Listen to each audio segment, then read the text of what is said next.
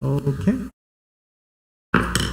This is a meeting of the Consolidated Commission on Utilities for GPA and GWA matters. And for the record, those present are myself, Commissioner Chaco, Commissioner Santos, and Commissioner Martinez.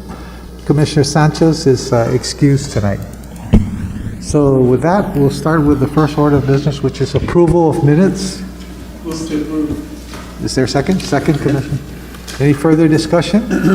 None? All those in favor signify by saying aye. Aye, opposed nay. Motion carries 4-5 votes. Okay, GWA, you're up first. Sir, thank you. I understand you wanted me to run through the GM report really quick before we get to the issues for decision. Okay. So we can start on page 15 of the board books with our operations update for the month of August. We had a total of 38.1 million gallons a day produced on average, 34.9 from our deep wells with 91 wells active for the month. 0.2 MGD for spring production just with Santa Rita Springs, and then about 2 MGD for the Ugam plant, and a little under 1 MGD on average for Tumon Maui well. Moving on to the next page, you can see the Tumon Maui well production. We did have a glitch at the end of the first week of August with one of the variable frequency drives going down for the booster pump. It required 2 separate mobilizations for our instrument techs to try to repair that, and so we did lose some production early in the month, but otherwise we were steady at around 1 MGD. Moving on to the next page, our distribution system summary. For the month, we were at 94.5% operability on all of our booster pump stations, holding level with where we were essentially from last month. The next page on our distribution summary, the northern reservoirs did see a hit towards the end of the month with a couple of our high producing wells going down. And then also with some of the rain towards the middle of the month, you can see a dip in the reservoir levels in the south for when Ugam was shut down due to high turbidity levels. So those wells have since come online, and you will see in September the northern levels rising when we give you that report. For wastewater collections on the next page, for the wastewater pump stations, we saw a slight improvement of 88.9% overall operability with some additional pumps being installed, or replaced rather. For this CCTV inspection and sewer cleaning for the month, we did exceed our mileage target of 5 miles for the month with 11.2 miles. We were able to complete that with some areas that did not need a whole lot of traffic control setup, allowed the work to go a little more quickly. For the wastewater treatment summary on the next page, you can see we had a total of 13.49 average MGD through all the treatment plants. We did see an uptick in the Agadia and the Agate Santa Rita plant because of the infiltration and inflow. You don't see that same effect in the Northern District plant anymore, and that's in large part because the sewer interceptor refurbishment that was completed. So we did have a total of 775,000 pounds of sludge disposed of for the month at a cost of about $70,000. Oh. Moving on to the asset management report. Cumulatively, since we started the asset management report, we're holding at about 66% for preventive maintenance work orders and 34% corrective maintenance work orders. And of those 2 different categories, we're seeing 74% completion for preventive maintenance and 86% completion for corrective maintenance. Taking into account the leak repairs, of the corrective maintenance work orders, they comprised about 54%, and 46% were just for equipment corrective maintenance repairs. The completion ratios for that, for the leak repairs, were at 97% completed of all work orders issued, And for the equipment corrective maintenance work orders, 86% have been completed. Moving on quickly to the One Guam update. We are still, for the Tuma Maui well, we are still waiting on approval from the Air Force to increase the pumping rates to be consistent with the EPA well permit allowed pumping rates. The license renewal has been renewed for 1 year. The next year when we renew it will be a 5-year lease as opposed to a 1-year license. So they're still working on the evaluation of the property to determine the fee for the lease.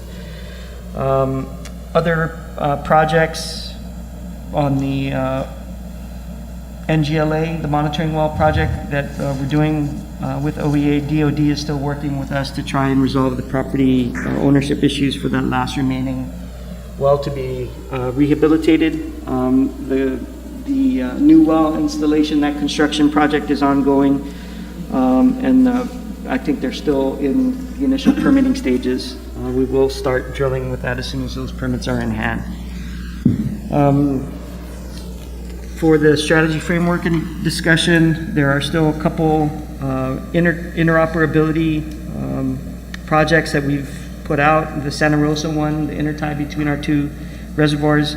We're still waiting for Anderson leadership to approve that. We did send the justification, but it's been over a year with no feedback from them on approval for that.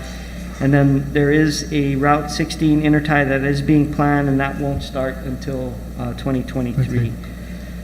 There are some property transfers that we're still pending. We've discussed before the sewer laterals on Murray Road and in Scofield Heights. So they're looking at right of entry for us to use those easements in those areas right now until we get the property turned over. And then the second Maui well in Tamuning, we're still waiting for the Gov Guam to sign off on that. And then once the property is accepted by Gov Guam, we're anticipating that there will be a transfer to GWA. I think that's really the only major issues with Tuma Maui. Court order summary on the next page, we don't have any movement on that. We're still working on the tank projects, so we're at 98.9 completion until that's done. We did have some SSOs for the month of August. 5 SSOs which are documented have been reported to US EPA.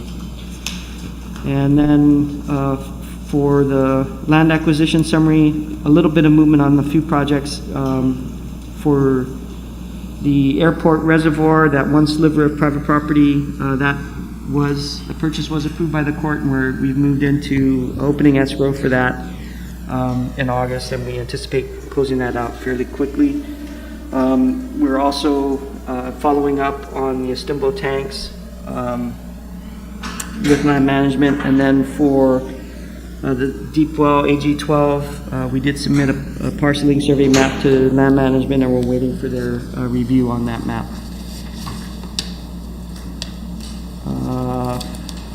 And then the final 2 slides for operational issues, the leak reports and leak repairs. For the month of August, we had 330 reported and 309 repaired. So we're keeping our numbers, our work order backlog very low. Okay. Moving on to the accounts receivable and payment plans. Chris, you want to go through that?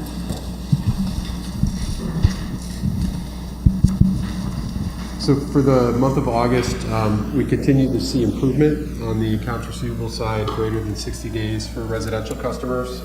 Although the number of customers increased beyond 60, the amounts decreased further. So again, we're back to pre-pandemic levels on our AR for residential customers.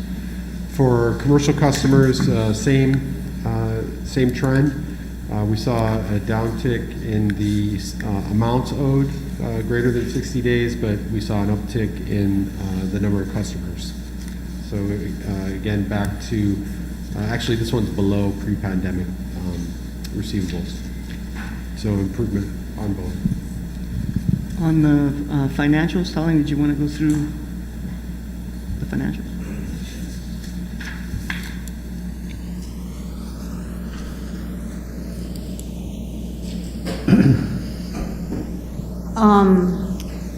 At the work session, the board asked for an update of where we are projected to be at the end of 2021. We're projecting that our revenues will be about 101 million, which is about a little less than 13 million off our projection, and that's basically due to the recovery of our tourist market. We had projected that it would recover faster than it has. We have been able to keep below our cost containment budget for O&M expenses, coming in about 5 million below at about $85 million.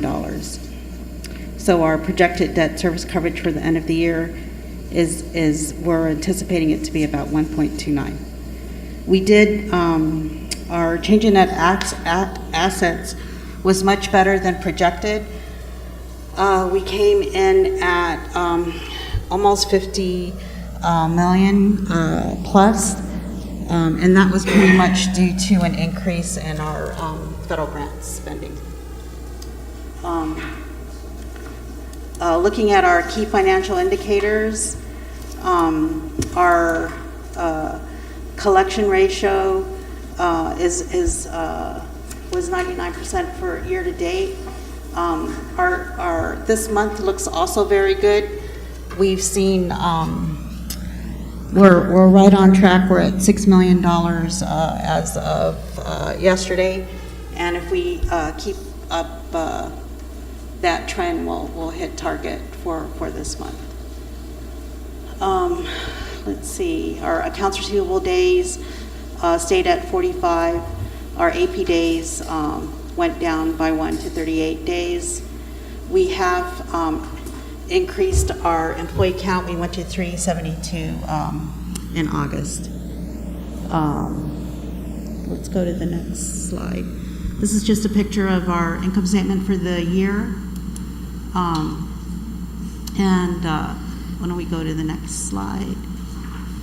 This is a picture of our water revenue for the month of August compared to FY20.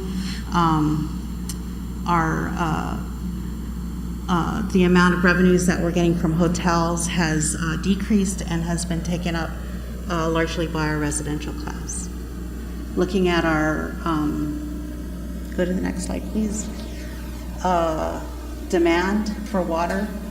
Again, the decrease in demand from the commercial side has been taken up by our residential for the most part. Looking at wastewater on the next slide. Again, same thing. Our residential class has picked up the slack from our hotels and our other commercial classes.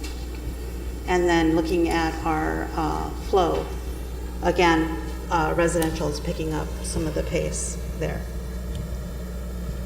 Okay, going to the next slide. Expenditures. We were down about $2 million compared to last year. Percentage is about the same. And looking at the next slide. This takes a look at our water demand and wastewater flow as it compares to our revenues. And this just breaks it down into water and wastewater. And again, our collection rate is doing pretty well. We're at 99% year to date. And this is just a picture of the aging. The slide on the left is with inactive accounts, and the slide on the right is without inactive. And I think that was the last slide. That's it? That's Okay. it for the GM report and financials. Okay, So so go back to your resolutions now.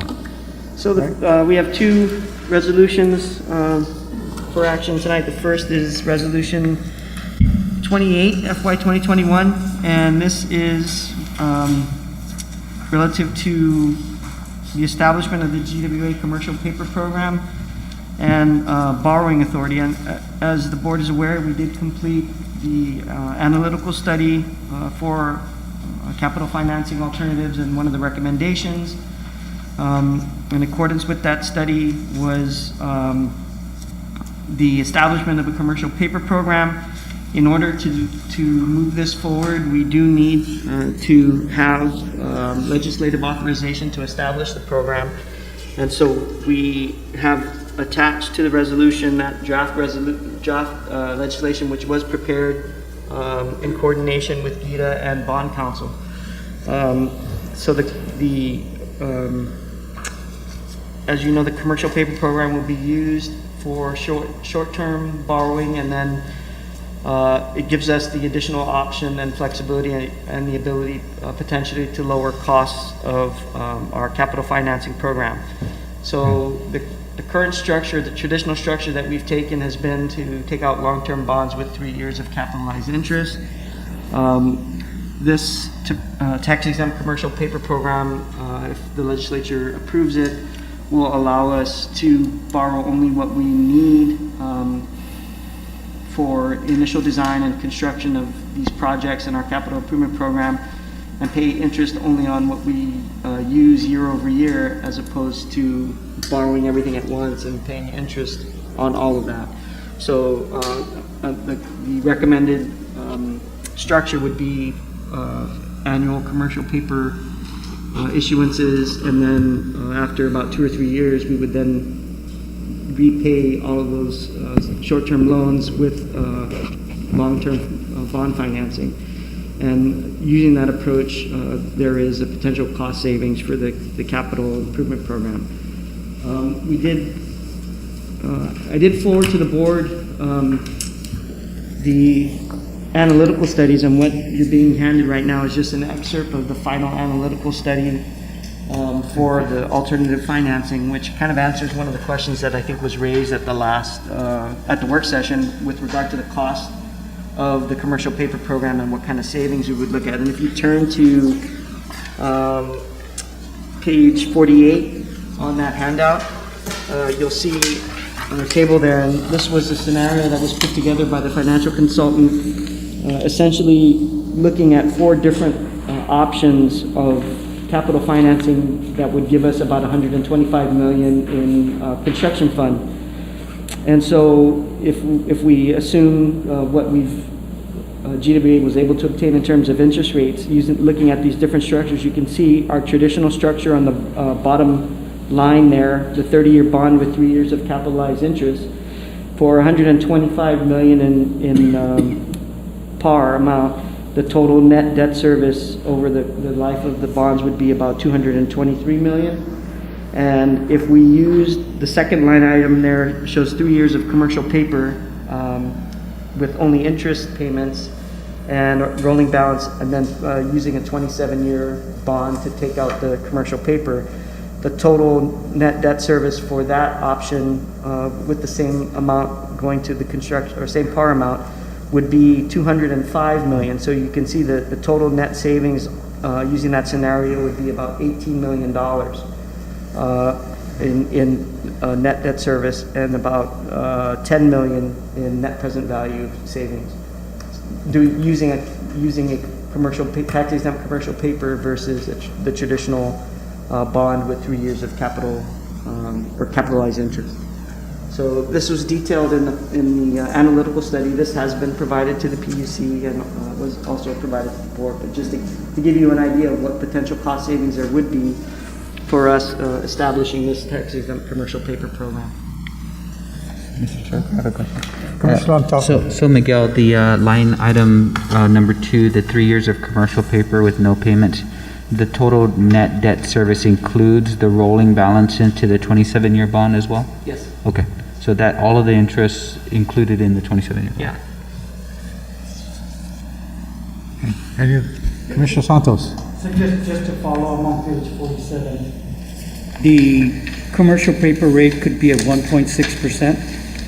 So it's Because it's not based, going to be fixed, right? It's, no, and there's a few factors. So the Federal Reserve Board establishes data, and that data is used typically to establish what the commercial paper will cost, and then they add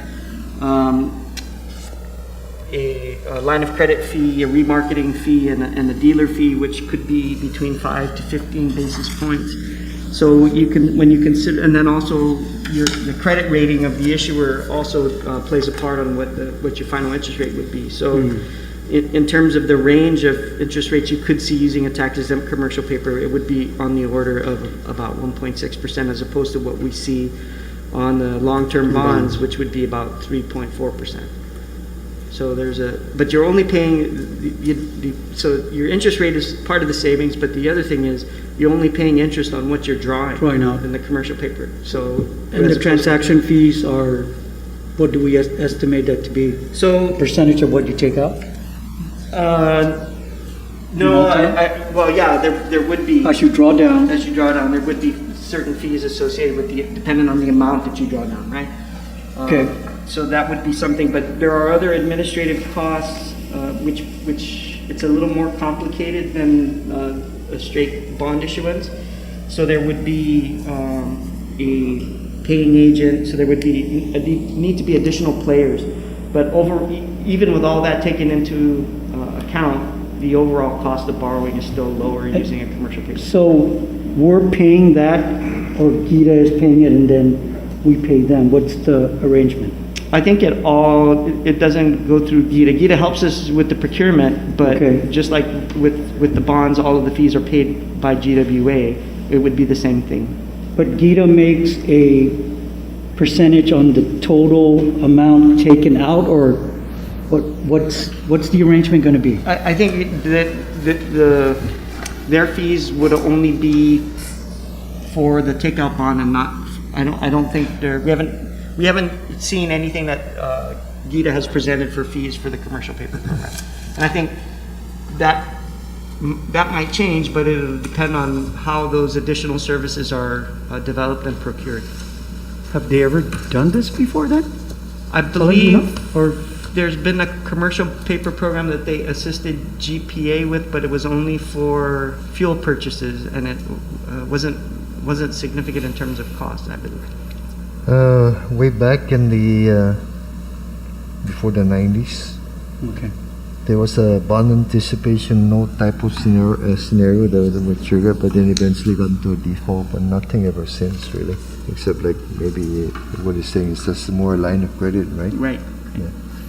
Yeah, Miguel, I think, just in the back of your mind, remember that that's an important question that Commissioner Santos just asked, because I think the Gita law talks about them charging fees for issuance of bonds.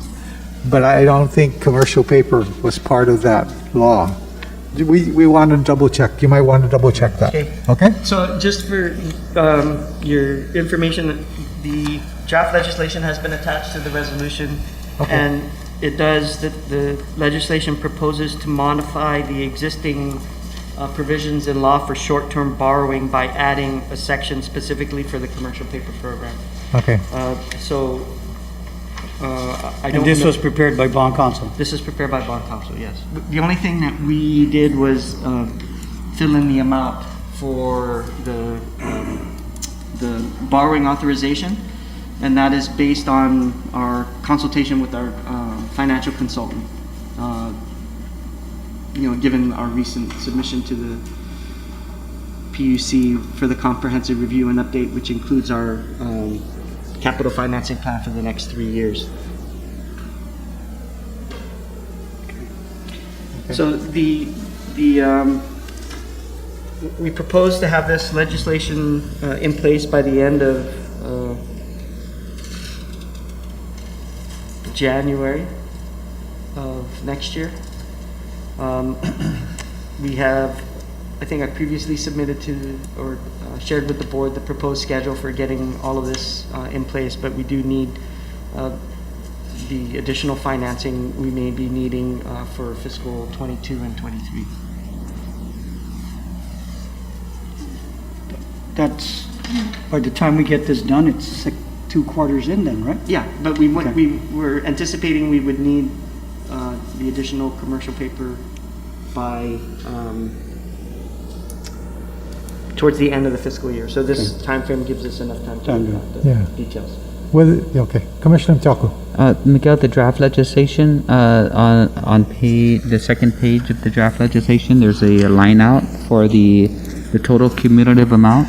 So is this the final draft is inclusive of the line outs? Yeah, the line out is the existing law placed a limit on short-term borrowing, which Right. was anticipated, if I'm not mistaken, for bank loan, which GWA has completed and Yeah, this took was- out and has since paid off. And that $30 million limit was on the basis of that previous authorization. So it's being lined out here. Oh, the existing statute. Yes. Okay, Yes. okay. They're amending the existing statute. I think that $30 million was a bank loan that was authorized by this particular legislation originally, and it was to pay, I think, GPA, because when GPA had money owed by DOE, Guam Waterworks, and a whole bunch of other authorities. So what Waterworks did, I think, is borrow $30 million and pay GPA off, and then end up paying the bank loan off. I think it was 25. Oh, 25, something $25 like million that. Bank of Guam loan. that- Yeah,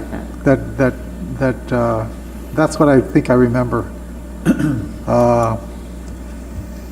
Yeah, so the proposed legislation removes that limit, applies the new limit for and authorization, borrowing authorization for the commercial paper program, and ties it in also to the takeout. To the takeout. That was the question I had during the working session. I wanted to make sure that there was a takeout provision in the law Yes. to make sure, because, we don't want to get stuck with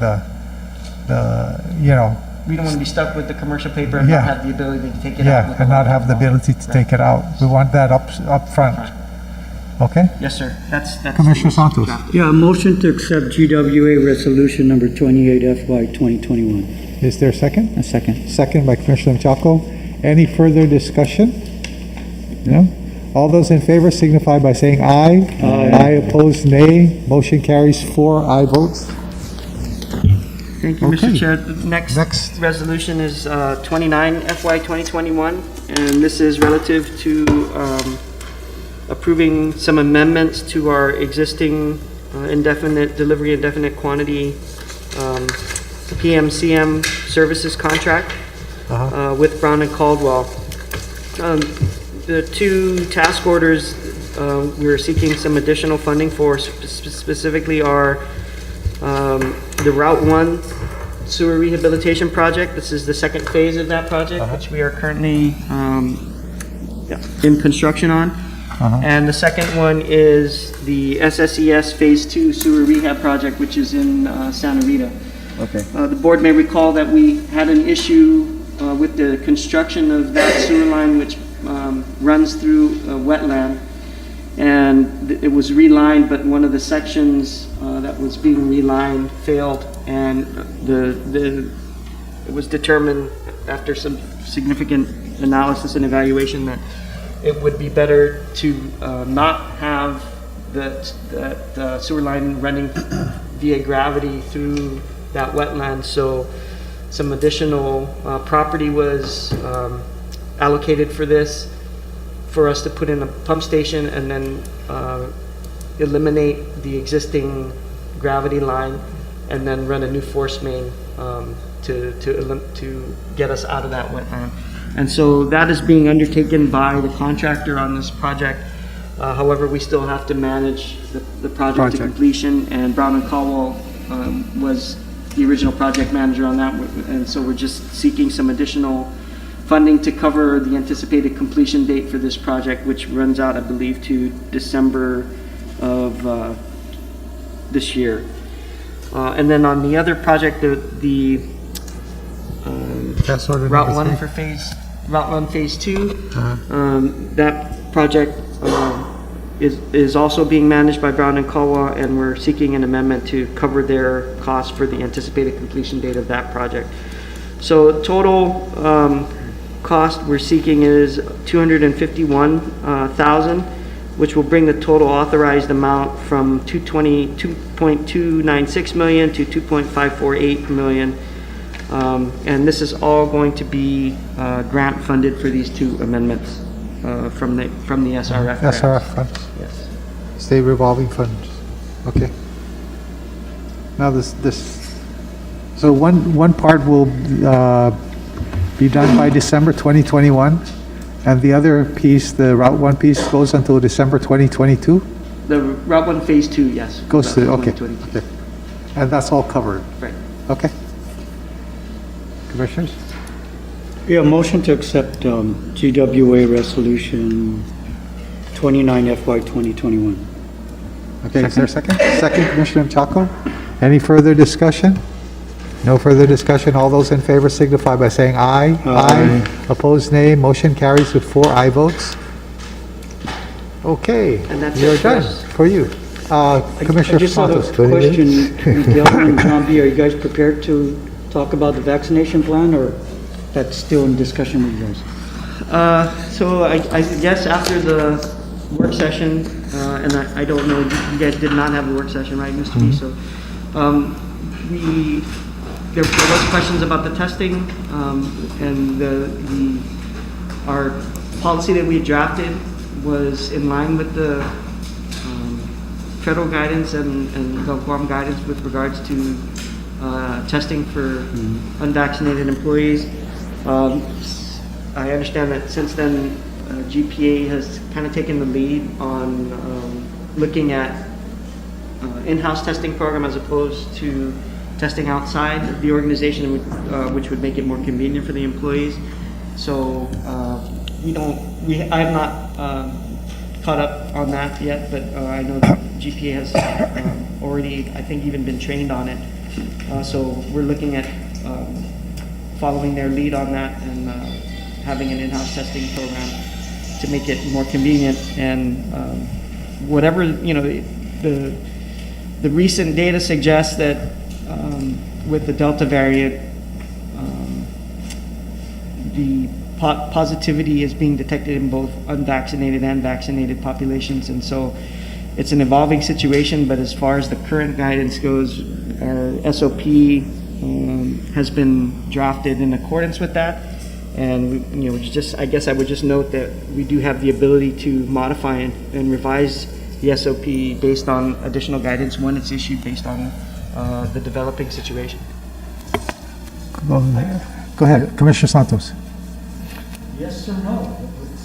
Oh, no, I think the question is. What's the question? I think the question is, are we in? Making vaccination mandatory, or is it just? We have our policy drafted and ready to go. We just have not finalized it yet. yeah, I think you're looking at probably next week or finalizing the policy.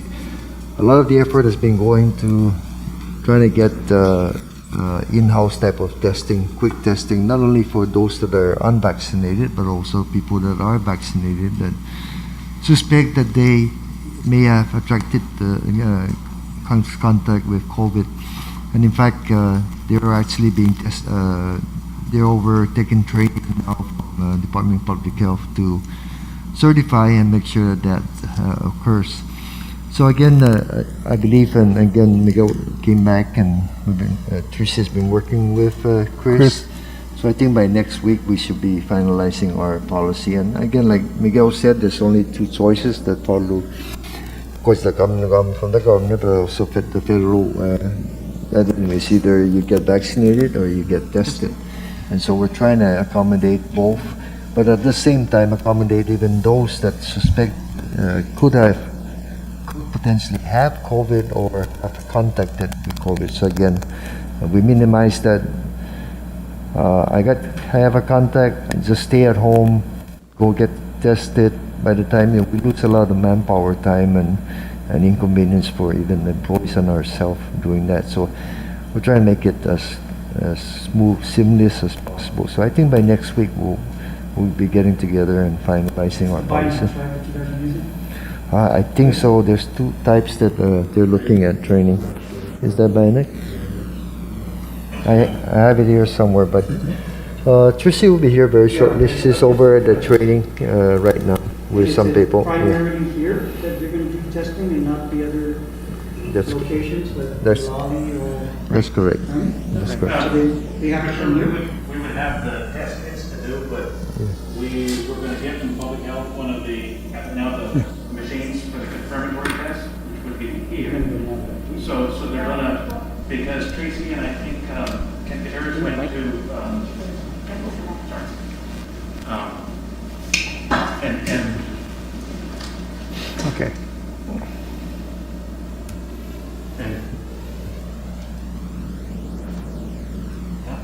anyways, Tracy and Ken Harris went to the training, so public health, there she is, you can give the update. Am I on the hot seat already? Yes. Okay. See what happens when you're not in the room? I actually Anyway, go ahead. training. Okay, no What am I problem. doing, sir? Go ahead. Ask a question about where we're at with vaccines. I'm sorry, vaccination. Our policy. Vaccination policy. So we have been in consultation with public health as well as community partners. And in fact, I just came back from training so that we can do self-testing in the authority. But that's Avid ID or I'm sorry, Dynax or Avid ID? So both are Abbott. So we'll be able to do two types of testing. The Abbott Binax Now, which is the rapid antigen testing. So that will be used for those that need weekly testing. In the event that that comes up as a presumptive positive, we have gotten verbal confirmation from public health that we will be able to run our own tests on the Abbott ID machine. So that is a molecular test, not PCR. So we will be able to confirm the presumptive positives on site. And you're doing it in a special room? That is going to be part of the policy. We just went through the training, so there's a series of steps that we're undertaking right now. To put it all in place. You're Yes, taking, correct. right, to put it all in And place. so what this will do is this will help us become more efficient in our testing. It will reduce our costs of both testing outright for clinics, which we currently don't do, but it will definitely help lower the amount of time that people are out waiting for test results or waiting to be tested. So this is definitely a move in the right direction. Okay. Commissioner Chaco, you had a question? Yeah, thank you, Mr. Chair. So, if I'm hearing you correctly, there is a mandatory vaccination policy with the testing alternative. And did I hear you correctly that you'll still require the unvaccinated to test weekly, but you're not testing the vaccinated? What is your current employee data show? How many are testing positive that are unvaccinated, and how many are testing positive that are vaccinated? Okay, so to answer the first part of your question, who will have mandatory testing? And so based on the presidential executive order, we are giving an accommodation for those that are not vaccinated, and that is the test. However, employees who would like to test, regardless of their vaccination status, and we have many, they will be allowed to test using the in-house system. So we're offering that to all employees. But yes, the testing is a reasonable accommodation for those who are unvaccinated. And the second part of your question was about our cases, is that correct? Yeah, Can you repeat your question, please? What is the current makeup of those that are testing positive between unvaccinated and vaccinated? So, in August and September, we had a total of 14 cases. Tested positive. Yes, Okay. a case is an employee that is positive for SARS-CoV-2 or COVID-19. Okay. So in August, out of the 8 cases, 6 or 75% were fully vaccinated. Okay. So tested positive. 5 of them, 62.5%, had household cases prior to their infection. Correct. And then in September, current month, we've had 6 5 or 83% were fully vaccinated, and 1 had a household positive prior to infection. Okay. So, What are the numbers for GWA? We've had a total of 30 cases since the start of the pandemic. Of those, 40% that tested positive were vaccinated, and 60% were unvaccinated. Okay. so the question is, how does testing only the unvaccinated solve the problem? Well, for our side, we're following the presidential executive order. We're not debating that issue anymore as far as we're moving forward to comply with what is the Federal mandate? federal mandate and all Okay. of that. I would like to note though that that's not a clear indication of whether vaccinated or unvaccinated, because like as can be seen, you could be vaccinated and still get the COVID, Correct. right? 86% of our employees, and because this is more relevant, this is recent data, August, September, are already vaccinated. 88, sir. 88. Sorry. So therefore, if any of our employees got COVID, it's most likely a vaccinated person. However, there are some testimonials from those that stayed home or because of the COVID that even in their family, those that weren't vaccinated had a harder time going through the COVID itself. But again, we don't have enough of that to prove anything other than what we learned from this. But that's probably the reason. So we're just working towards compliance, and at the same time, we're moving closer and closer to determining who's going to get work on the exemption. And furthermore, beyond that, we're trying to have the testing as convenient as possible for those that end up in that scenario with a medical reason or whatever. But there are employees that are, the contact occurring, so we want to minimize that by trying to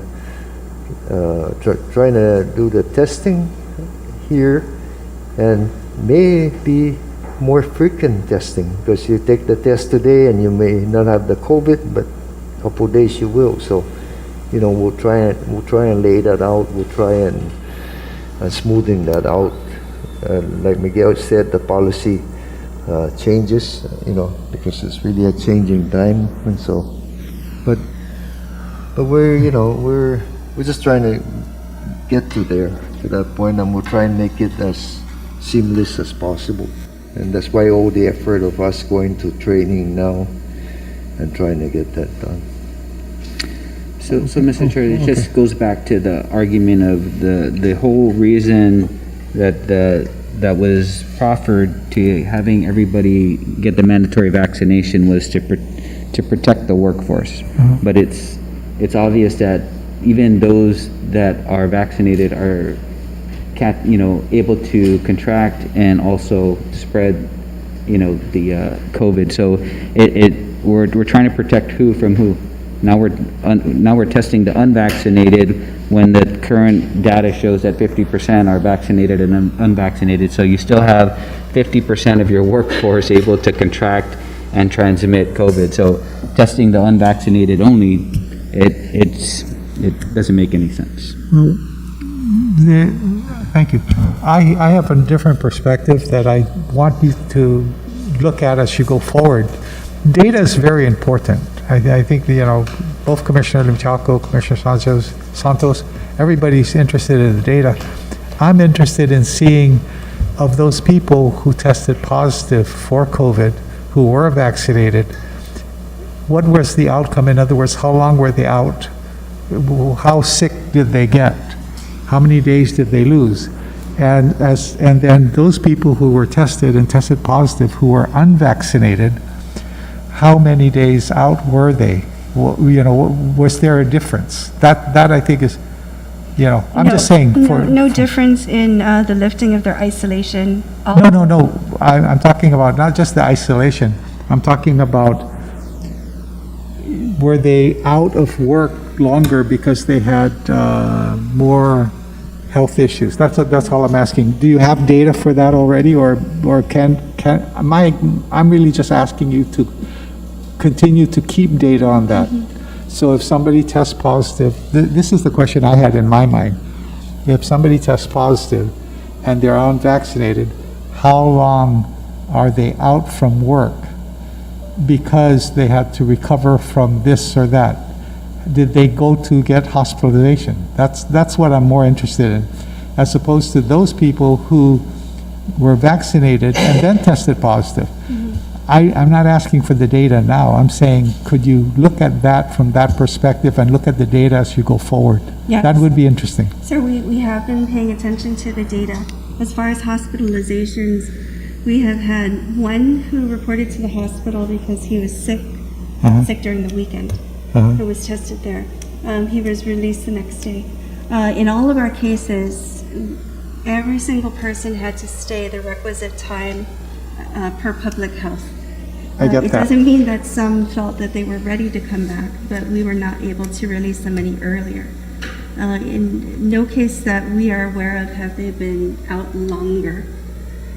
We do not track the data about the severity of their symptoms, so that's something that we have not been asking. Yes, each case and about. that's what I'm saying. That, to me, is something I'm interested in, because the whole idea here is to protect our workers and to keep them effective in their job, because we're critical.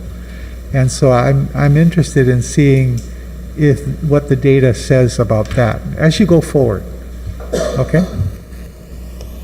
The testing only is given to the employees, right? If you have a close contact, so you're going to allow the family members to get tested? They have to go outside.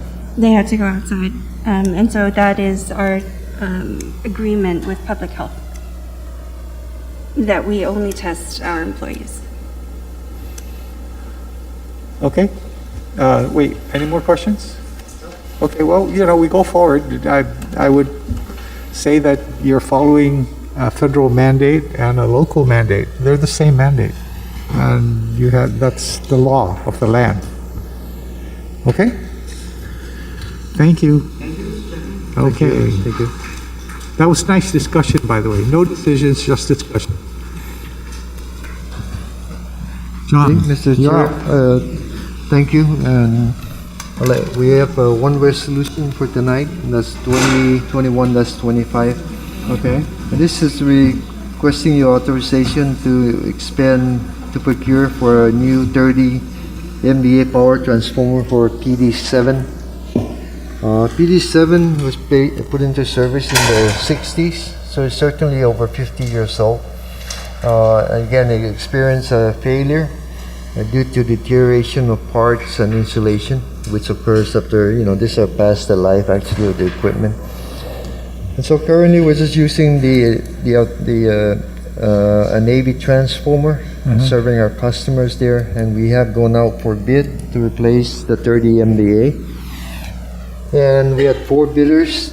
The lowest responsible bidder had with a cost of $1,034,968.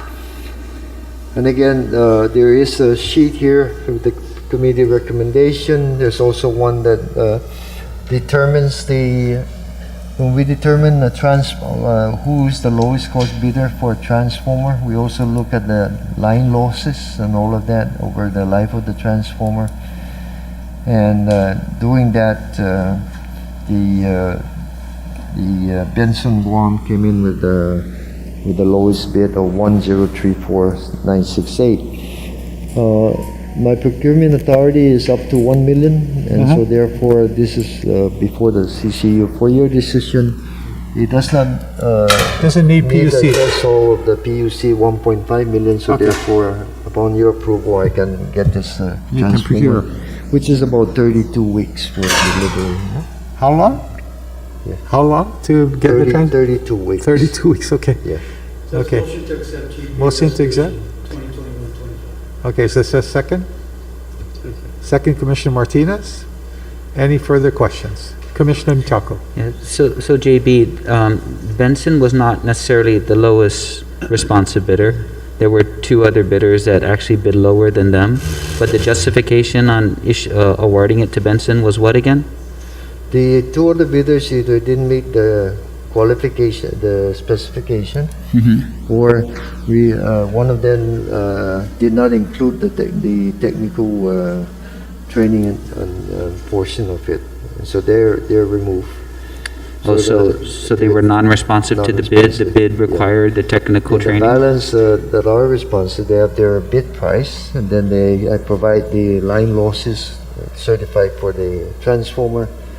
That's all calculated in. Then they have an adjusted price, which is what the award is based on, and as a low bidder, and then we go back to paying what the actual transformer price in this case, which is 34? 34. Yeah, because So- it looks like there was one bidder that it was almost 50% less than Benson's Yeah, bid. but they didn't comply. The transformer they provided didn't comply, or the other Which one- portions of the Which one were you solicitation? looking at? I think I have there is a That summary was from sheet here. EMB Electrical? Uh, EMB came back with a bid of $550,800. Yep, and again, that one did not disqualify due to non-compliance of specifications. Sorry, I have a hard time reading this one here. And placement of the bushings and all of those different things. So they didn't comply with the specs. Okay. So first they have to comply with the specs, and then next they evaluate based on their price and the line losses, and then the lowest bidder from there. And that's done for all the transformers, no? Even the Okay, any further questions? No. No further questions? Okay, no further discussion.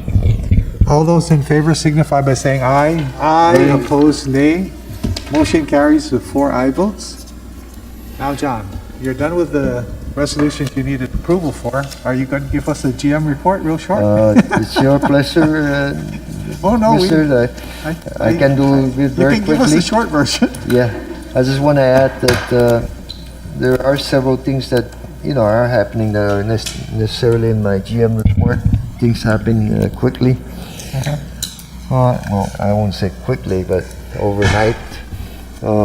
First, the DPW has lifted the work order on the Gpwa project as of the 27th yesterday, and so therefore, with my preliminary discussions with Gpwa, they look, and again they're going to come back later with a more defined timeline, but they're looking now around March or April of next year. So now the project's delayed from December to March or April. So, but as we go forward over the next month or so, I will use that information, their updates, and that information is what we're going to use to present to you in November for the LEAC.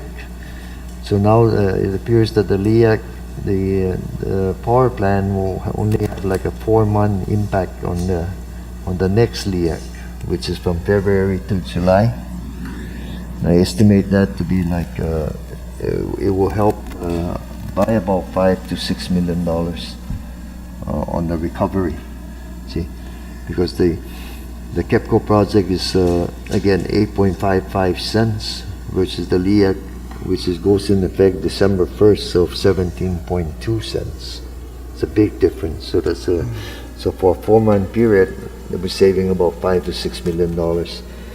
And so as it gets real and more defined over the next couple of months, then I'll make the recommendation that we put that into the LEAC so that we can adjust the ratepayers price, by February. So Commissioner John, Chapo. the stop work order delayed them by how many days? Well, their commissioning was going to be December 6th, They were aiming. and now they're working real hard to try and commission it by March. So I'm saying March, April, no? No, I was asking, from when they issued the stop work order to when they reinstated it, how long has that time been? August 20 So a month? September, yeah, it's about 37 days. 30. So they're delayed by 30-some days, but their now projected completion is over 4 months Yep. or 3 months? Part of it is also they lost their financing for their short-term construction. I mean, Morgan Stanley said they moved out of the power. So now they have to go over the next month or two trying to get more, for construction financing But they lost their short-term financing because of the notice of violation? because of the stop work order. Okay, Notice of the violation, of course, yeah. and then stop work order, which, Right. and all of that. So they have other issues. So this is what we talk about, the restarting and the, mobilization, demobilization, and all of that. So, but at least that's the first thing they did is met with me this morning to give me an idea as to, so to manage our expectations. No? Yeah. And they're gonna try to make it better. But I'm thinking now March, April. And I told him it'd be good because then in November is when we're going to make a recommendation as to what that LEAC will be. And For hope, February 1st, yeah. we can drop it all. No? The December was the expedited full operational capability, right? What was their normal construction timeline? November, the first week of November would have been the startup and testing and all of that. With the full commissioning, they call it COD, delivery, of December 6th. So Yeah, but now John, I think the yeah. question is, what was their original start date? By the contract, when did they have to finish the project? May 2022. Okay, so May 2022. Yeah. That's the important. After that's the May important. 2022, then they had the penalty of the LEAC.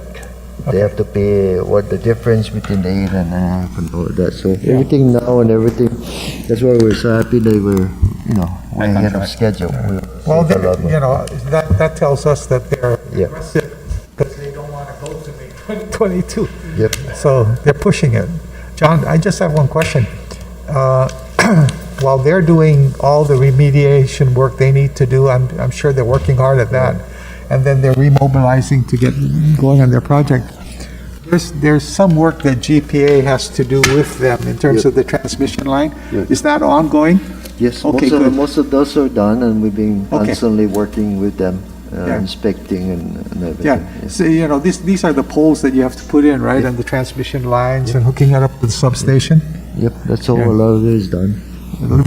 Yeah. Okay. I remember, that was almost like 6 months, 8 months ago, right? Yeah. I remember No, seeing them. I didn't know. I remember seeing them go up every time I go up to the racetrack, because it's the same route I go. Yeah, Yeah, and then you'll see them come I down haven't to been the, there. it ties into this Pagat substation, okay. but they have to come up the hill, all Okay, that. so most of those so are they done. put the poles up already and put the Yeah. wires on? Yep. Really? Oh, Yeah, because okay. the project is 90% completed. Yeah, Yeah. so, and you're already tied in to, now, Yeah, they're I have a testing. question. Those poles are up, right? Those are 45 footers or something high for the transmission lines, right?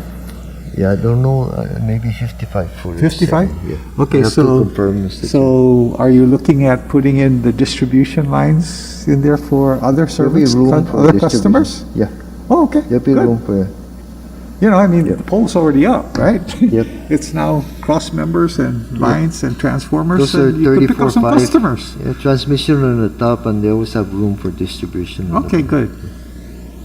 That's why I wasn't sure. I gotta drive by. I haven't been up in that area. Very Okay. quick, I'll just highlight a few things, Mr. Chair. Highlight a few things, please. One is the peak demand really has been increasing. As you can see here, we're higher than 2019 already, before the pandemic. And actually in September, this is 249 or so. This month, in the past few days, we're going up to 258. No? So it's starting to increase. Here, look at the sales though. You see the sales? Uh-huh. It's actually less than what it was in 2019, although the peak are higher. So I'm looking into that, why. I have Why? some suspicion of why it is, but I can't confirm it yet right now. Okay. The sales, the peaks are higher, means the system is being used more for loading, but then the energy sales is not coming in, no? It's flattening out here. But we'll take a look at that. Okay. Ccu, by the way, has been completely commissioned, tested, approved, passed, certified, and by USCP and all, ready to roll. Next, net metering, there was a jump this month of about 249 from the typical 341. This is one development in Mighty. Villa, I forget what the name is, but anyway, it's 45 units, and they put solar in the rooftop. Okay. We're still looking at this because it's not by ownership, it's not sold or anything, it's by rental. So they did all this to rent, so we're evaluating this, but that's why you see a jump for 49 or 45 in this one. Okay, next. Oil. I mean, this here, what you're seeing here is August, but look at September prices already. So you're gonna see next month's report, all this moving up. So yeah, fuel again, prices have increased, have been increasing, and I hope they start reversing soon. But we're still okay though, despite this type of prices that because we do have the price range is still it's a little higher, but still manageable. And then John will show you later that our under recovery has substantially decreased because of the $15 million plus the first rate increase on August 1st. No? And excuse me, I have to take off my glasses because I cannot see with the. This is just for reading now. Because of the John, we're getting old, don't worry. I can now see. You and I are getting I have new old. eyes, And Mr. Peter Chair. New eyes. So again, Peter Roy's making us. 1.7 million is what we spend in 21 for DSM. And again, as you can see here, about almost 6 million in 2020. In 2021, we're heading there again. So about 6,000 applicants per year are coming in. We still have 1.4 because we do have every year 12-month LEAC period, we have 3 million that we can provide for rebates. No? From the Next. LEAC, yeah. The dockets before the PUC, again, they approved the residual fuel oil contract, and I've been able to sign that now with Hyundai for the 0.2% sulfur. They are looking into, they have still the tank 1907 to consider, plus they're also considering our request for the cap for fiscal year 2022. We have submitted our 2022-23 budget for them, even on CIP, so we're showing them that we're looking at a two-year submittal. Potentially, I'm not sure whether they're going to require us to come back still every year or going ahead and approve that. The OPA, the guide path, again, the briefs have been filed, so now it's up to the court to look at that, my understanding, and make a decision. No? So all the briefs. I'm not sure. I think it takes they could take up to 90 days from my understanding. Renewables, IRP, again, I'm just giving you an update of this or everything that is into the type of studies that are into the IRP.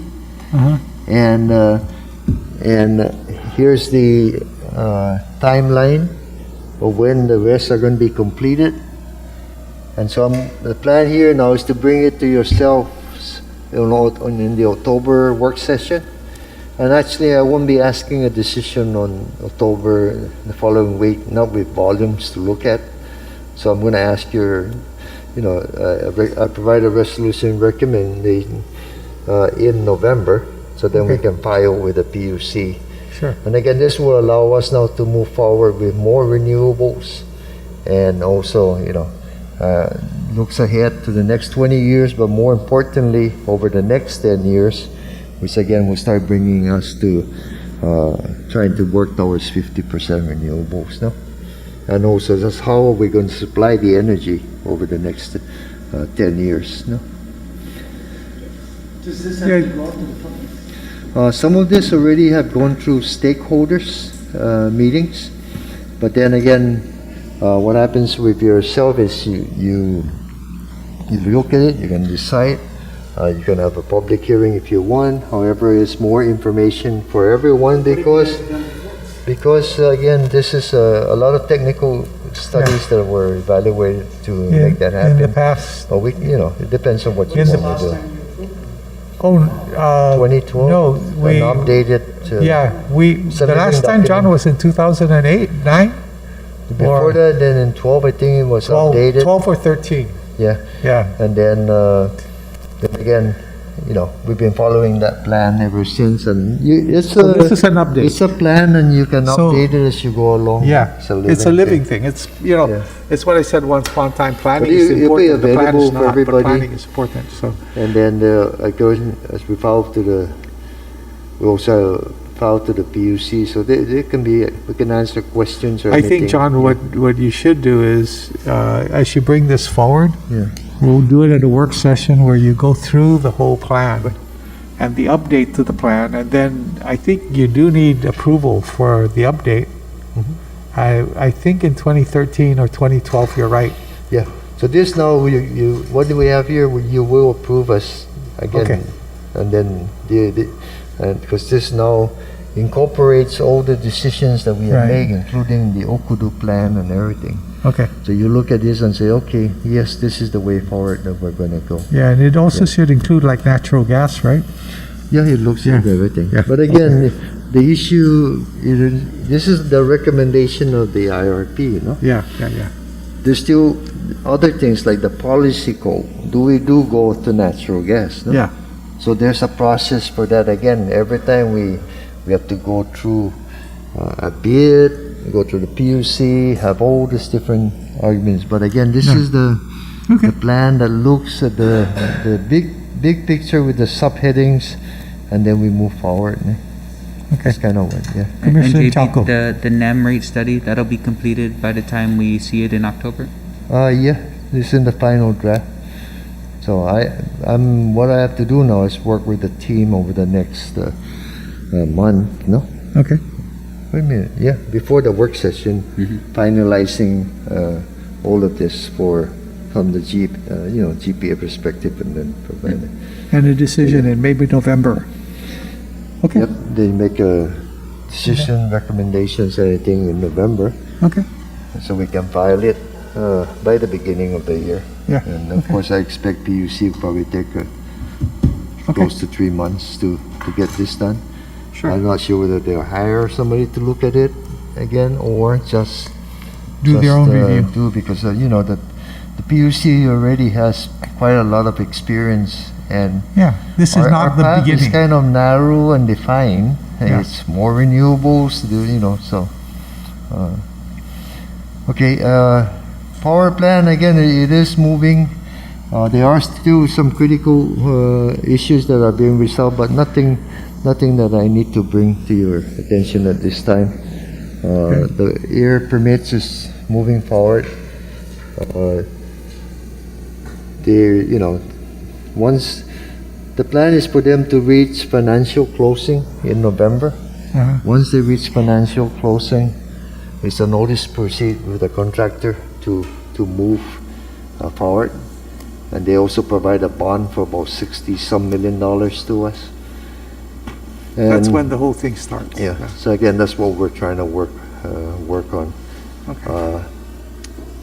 They are preparing the land site, as Commissioner Yeah, you can see it from the hospital. Really? so. I haven't again, been there too. I gotta go Yeah, there. it's still kind of muddy, entrance. It's not. I mean, it's not a paved You're not entrance going or in. anything. I know it's not Yeah. paved. I mean, it's literally behind the hospital. Yeah. Yeah, But again, we maintain a buffer around the place, no? And all of that. But, JB, I don't see on the John. critical path the legislation for the 41 megawatts. thank you. The legislation I just sent this morning, the request to Senator San Augustine, who agreed to sponsor the bill. So I sent that to him this morning. And I think it's not here, or I may have copied yourself. Make sure you copy so the commissioner. the plan is, I'm also sending request for support to the other senators, including DOE, the superintendent, the Rios school, and the mayor. So again, if there are any concerns, we can go and visit them and, explain as to why. So that process is moving forward, and again, it's kind of important for the financial closing. So that's why we're trying to push it forward, like as you mentioned. I received the legislation, but I just didn't see it on the critical path and risk items, because that is one of the critical paths, right? Is you need that approval, right? Yeah, and because they're saying they might not be able to get financing. I mean, to me, again, like I mentioned in the past board meeting, I think it's not as critical from my side. It seems critical from their side, but I'm saying we got two paths. I think we have the authority or so to be able to do this based on what the land use issue is. However, Improve land use the once upon a legalese and the financiers need to, dot the I's and cross the T's. They want But as extra an funds. alternative, we do need to, by getting this done, clear all that roadblock for everything. So, but it is, don't worry, we'll put it up the next time for sure. Guess we move it forward.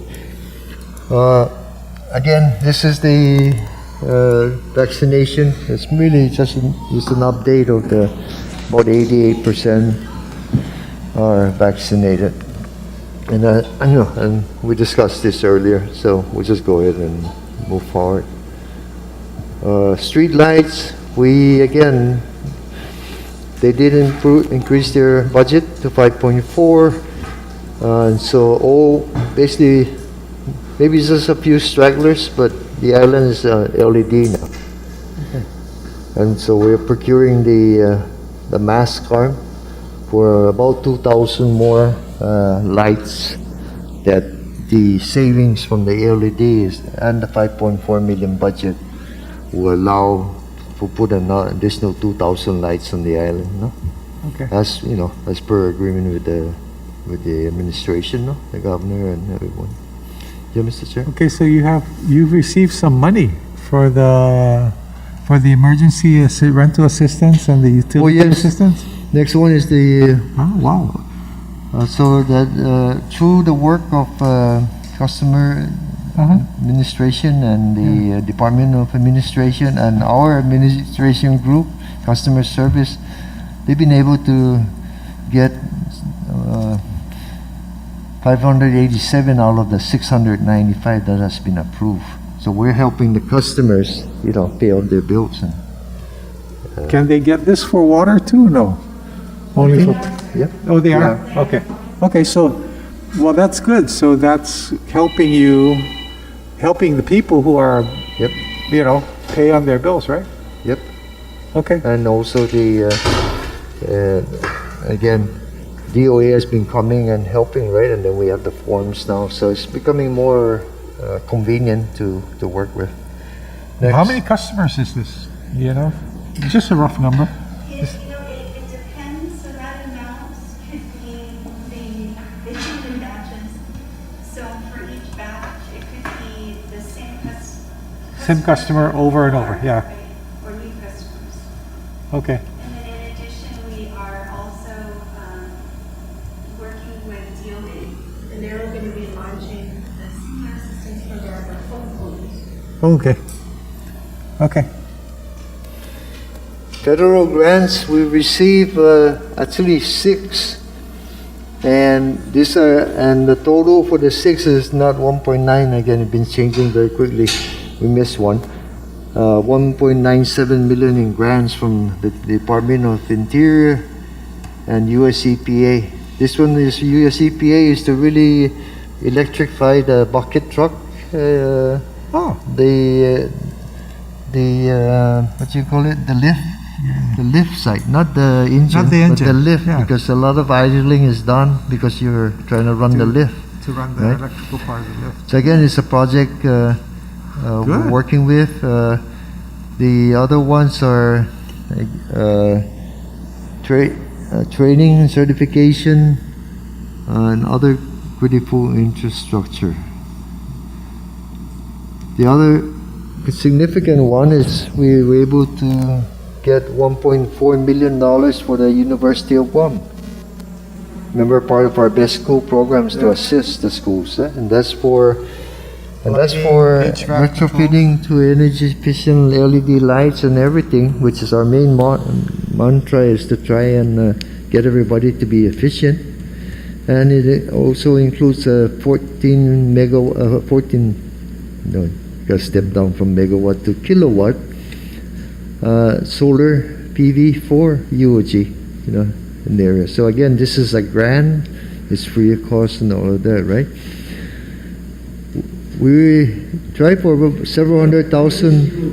Huh? What about another government agency? Here's the Mooning Elementary School. I see that. Yeah, this is for LED and solar PV, because the grant was about several hundred thousand, but they ran out of money, so they gave us $154K for this one. And of course, they've been doing that. They gave us for George Washington, Southern High, and other places. No? So again, we'll continue to work with the Office of Insular Affairs to, for again getting more efficient. My understanding is that I the talked to the DOE Yeah. attorney this morning. He said it's just waiting for signature by John. John Pence. So then from there we can move forward again. Okay, next. There's the upgrade next. KPIs again. Like I said earlier, demand is up. Sales are moving, but not as quickly. Okay. There's nothing really. The rest are your normal reports. Typical, normal, nothing really different. There's your price of oil, again, heading north. Next. And the CFO, has some interesting stuff to show you tonight. So, go ahead, John, please.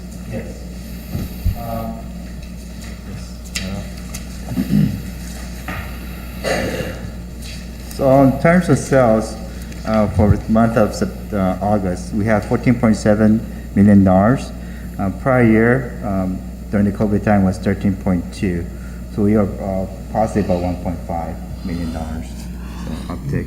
Megawatt sales, we had 130, 812, and 2019, 129. So we have 1.4. I know we didn't have a work session. Do you have any idea how we're gonna end the year? Days out, so. Yeah. No, I have. No, I have No, not. you're not ready. Yeah, no, yeah. I Yeah, have but not it projected it. should show if your September last year is 12, and you're already at 145 versus 155, so we'll be, and a little higher, no?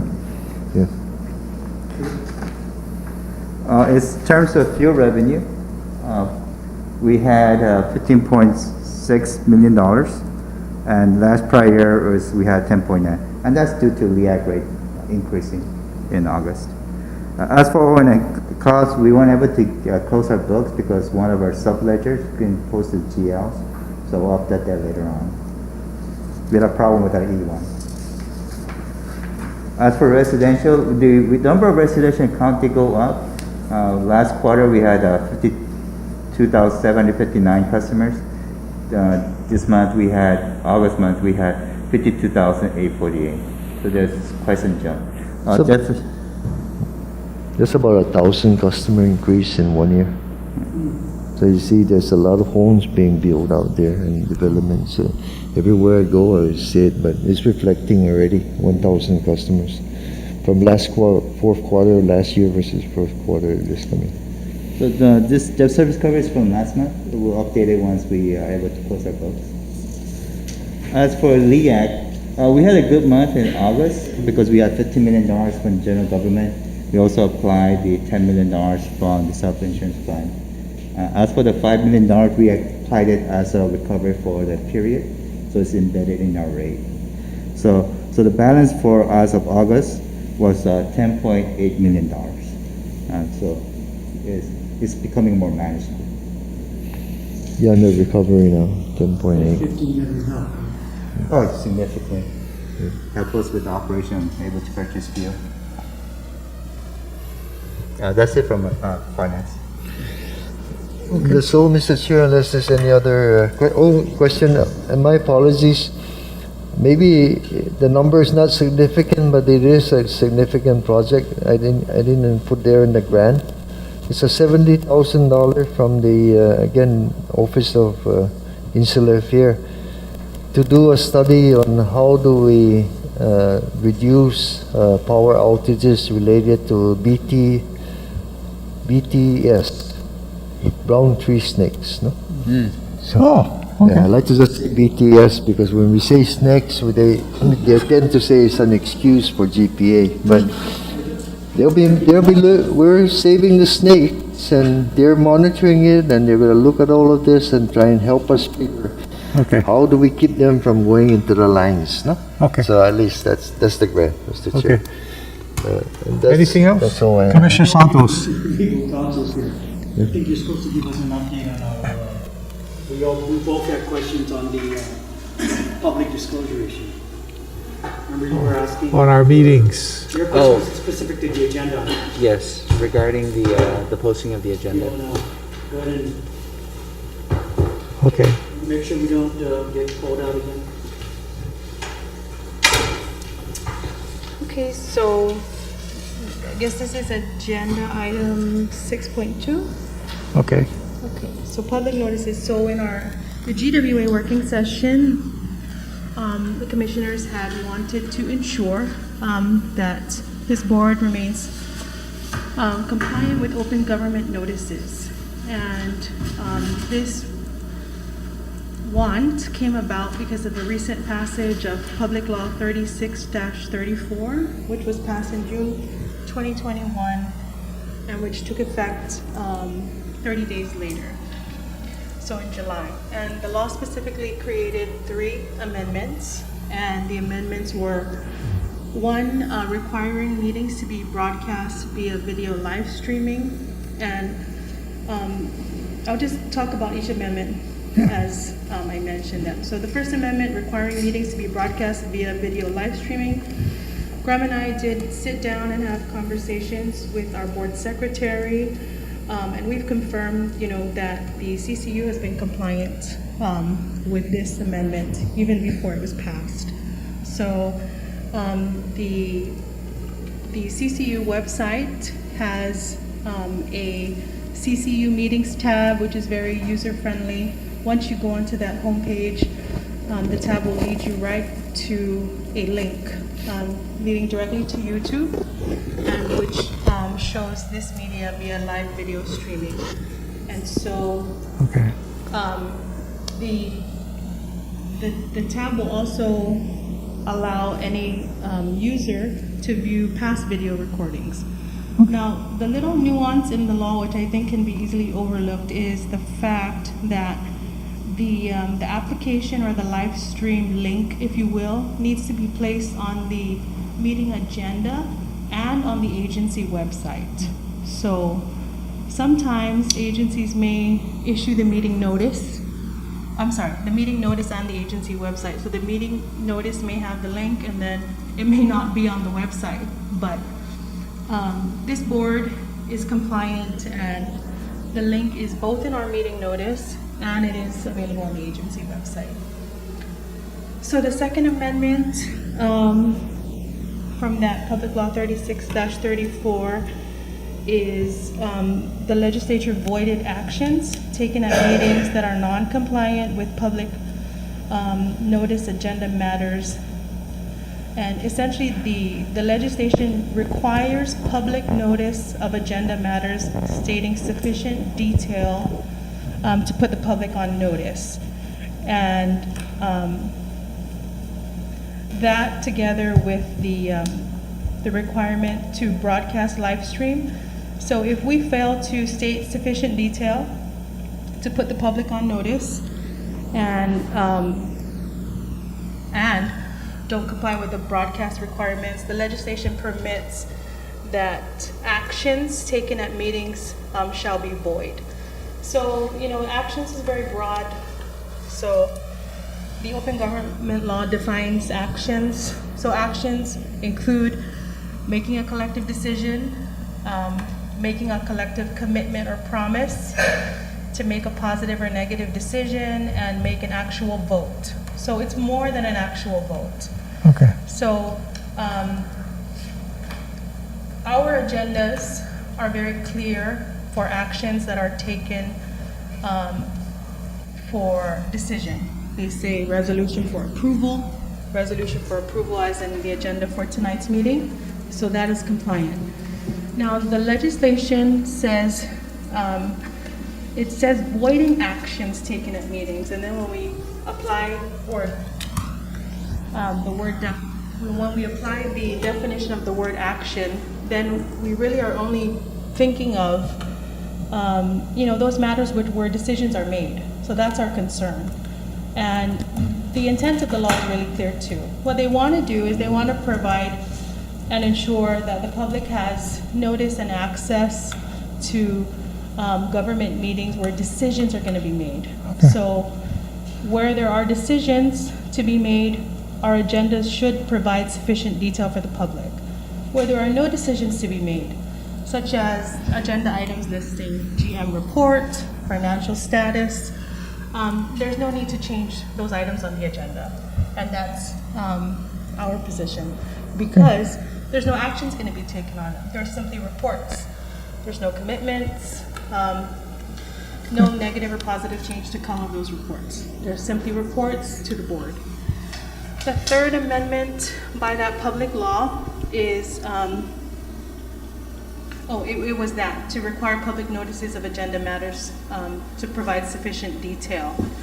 It's just that that second amendment was to void our non-compliance with that action. Any meetings where you failed? Okay, so Commissioner Santos. So if you look at the agenda today, right, for example, on the GWA section resolution, the second, or item 4.3, what detail are we supposed to provide on this, other than just the resolution? What is the law asking us to do? So the law is, it states verbatim, agenda items must be in sufficient detail to put the public on notice as to what is to be discussed. And here, our 4.3, the discussion is, it's going to be the approval of, legislation to authorize the setup of tax-exempt commercial paper program. So that should be sufficient. In the actual Guam code, there was a example given by the compiler, and the AG had voided an action taken by a board where the board had listed status on a specific, the board had listed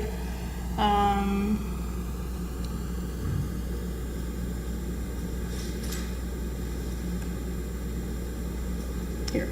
The agenda item had read status report on a conditional use application for a golf course project in Bubulao. And the AG noted, and this is in the Guam Code, so it's public information, the AG noted that it was an adequate notice because there was an approval required by the Territorial Land Use Commission. And so the agenda item that read status report was insufficient because it really required a notice that there was an approval that needed to come. So here, this in line, and that note or remark is right under this new amendment in the Guam Code. So this is sufficient. It says here approval of legislation, authorizing the setup of tax-exempt commercial paper programs. So I don't think there's any more needed than that, and that's our position. Okay. So, Commissioner Jocko, what about, his question I think was specific to the financials. Do we have to disclose those? I mean, Now, my question was in regards to whether or not there was sufficient detail surrounding, just the general GM report or financials. And I think what her legal opinion is that unless there's a decision that's going to be made under that category, it's compliant. But I don't think it would hurt to just, because most of the GM reports and the financials, right, they go over the same thing almost every time, right? So, if we just had a subcategory, just said, operations, transmission, generation, et cetera, it could further define what that GM report is. On the financial side, it talks about revenues, expenses, et cetera. We can just break them down into categories. They're going to be basically the same thing every time, right? Yeah. So, I mean, there are new things every once in a while that they add in, like when they get grants or something. Yeah. So I think what Commissioner Chao was pointing out is that's something else that we can consider when there are routine general manager reports or routine financial reports, a listing of all the different items in that report, We can do that, Commissioner, certainly as just a summary for each one, if you like. Yeah. And obviously on water side, they have their wells, they have their Yeah. wastewater. Yeah. We just have a list, a very short summary for each one, if that. just the heading for each section, If that would work. Yeah. And on the financials, I'm not speaking for Darling, but I know we list the same, we discuss the same things. Sure. The same things, so we can have a short summary for each one. Yeah. If that would help. Not required, but as you'd like to expand on that. I just want to err on the side of, the more information. The thing is that Lou won't be, tasked with having to update those items every single meeting, right? They're basically going to be the same. Yeah. Handle every time. Yep. Anything else? Commissioners, we fine?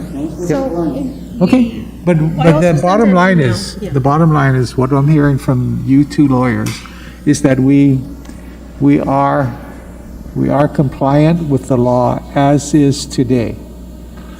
And the key is, where there's a decision to be made, there has to be enough specificity so that the public knows what the decision entails, right? Yes. Okay.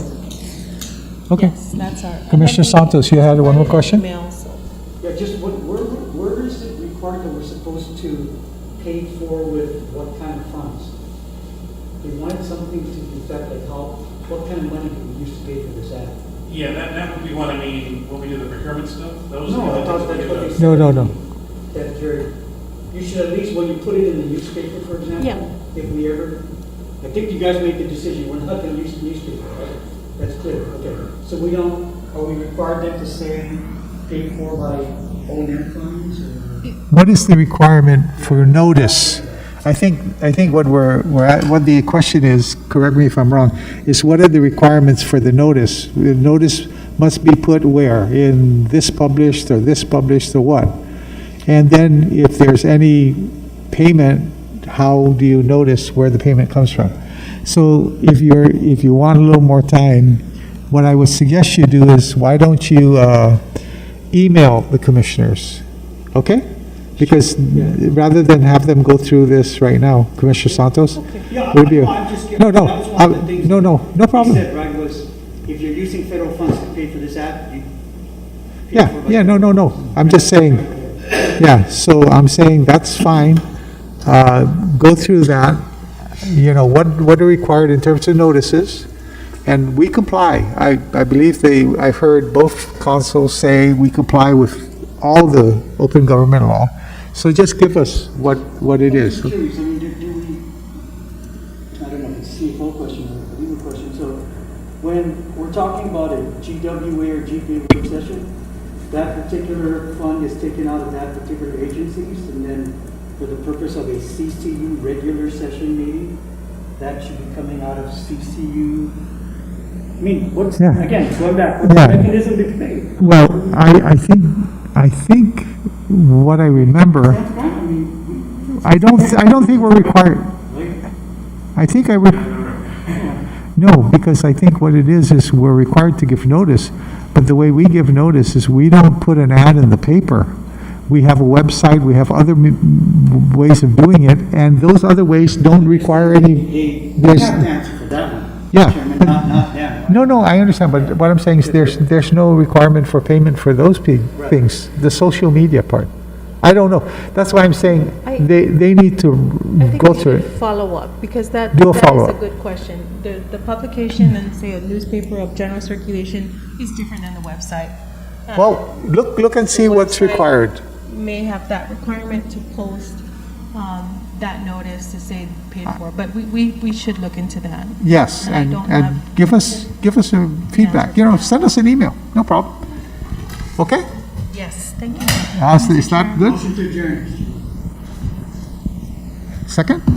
Second? We're adjourned. Thank you. Okay.